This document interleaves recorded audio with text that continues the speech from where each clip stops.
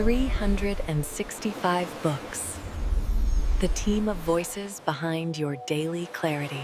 Welcome to 365 Books, where timeless wisdom meets modern life.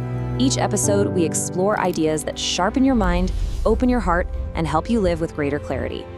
Today, we are diving into Nir Eyal's groundbreaking book, Indistractable, to give you a framework for reclaiming your focus in a world that's, let's be honest, full of distractions. And hey, if you're looking for more insights like this, don't forget to like, share, and subscribe. So, let's be real for a second. We all think we know the enemy, right? It's this thing, our phone. The notifications, the pings, the never-ending scroll. But what if the real source of all our distraction isn't in our pocket at all? What if it's actually much, much closer to home? You know, Nir Eyal has this amazing take. He says the problem isn't the technology. Nope. It's our deep-seated, universal need to escape discomfort. Think about that. We don't scroll because we're fascinated by what we're seeing. We scroll to avoid what we're feeling. All right, let's really dig into this.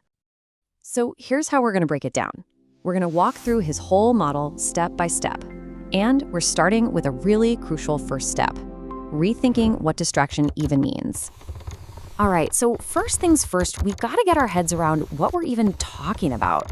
The word distraction actually comes from this Latin root, trahere, which means to pull.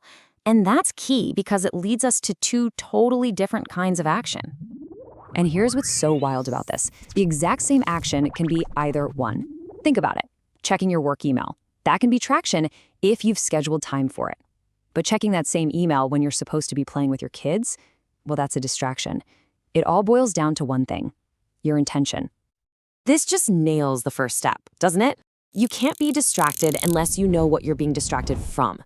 So you need a plan, a schedule. But before we can even think about building that plan, we have to get a handle on the powerful, invisible forces that are pulling us off course to begin with. All right, let's get to the real heart of the matter. What's going on inside our own heads? And listen, this isn't just about simple productivity hacks. This is about deep human psychology. Just think about it for a second. That moment you mindlessly reach for your phone, what are you feeling right before you pick it up? I'll bet it's not joy. It's probably boredom or anxiety, maybe you're tired or just feeling a little uncertain. See, we get distracted not because we're chasing pleasure, but because we're running away from these uncomfortable feelings. So here's the big takeaway. You don't fight these urges with brute force willpower. I mean, that's just exhausting, right? Instead, you learn to get curious about them. And there's a really simple, super actionable technique for doing just that. It's called the 10-minute rule, and it's brilliant. Step 1, just acknowledge the urge. Notice what you're feeling. Step 2, tell yourself, okay, I can give in, but I have to wait just 10 minutes. Then step 3, you surf the urge. What happens is you'll often find that this little pause is all you need. The feeling just kind of rises and falls like a wave, and poof, it's gone. You never even needed to act. Once you get a handle on these internal triggers, then you're ready to start planning for what you actually want to do. Okay, so let's see how all this builds into a planning system that will let you finally throw out that dreaded anxiety-inducing to-do list for good. The solution is actually pretty simple. You move from a vague list to a concrete schedule. It's a technique called timeboxing. All it means is you decide in advance what you're going to do and, crucially, when you're going to do it. And when you do this right, your calendar makes sure you're making time for all three big areas of your life. And listen to the order here, because it's important. First, you schedule time for you, sleep, exercise, whatever recharges you. Then, you schedule time for your most important relationships. And only after that, you schedule your work. This flips the script, right? It stops your personal life from just getting the scraps of time left over at the end of the day.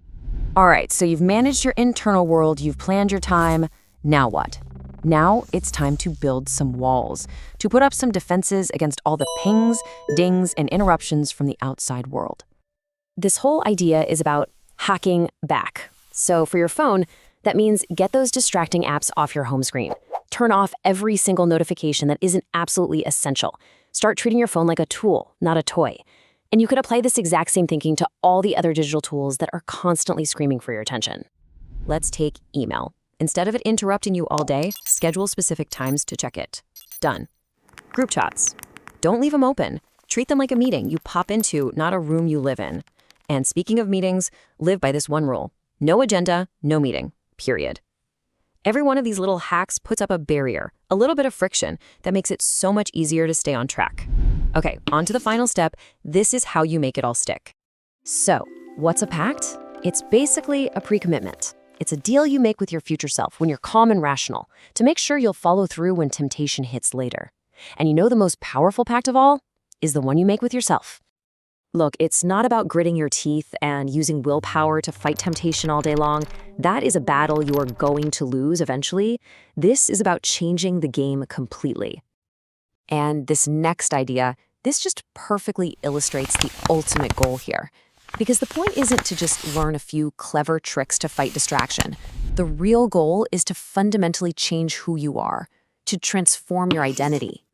When you start seeing yourself as an indistractable person, as someone who does what they say they're going to do, someone who values their own attention, who lives with intention, well, your actions just naturally start to fall in line. So ask yourself this: what would change in your life if you truly saw yourself this way? Because that is the question that can unlock everything. For summaries, reflections, and daily practices, visit 365books.app and keep learning with us. 365 books. The team of voices behind your daily clarity.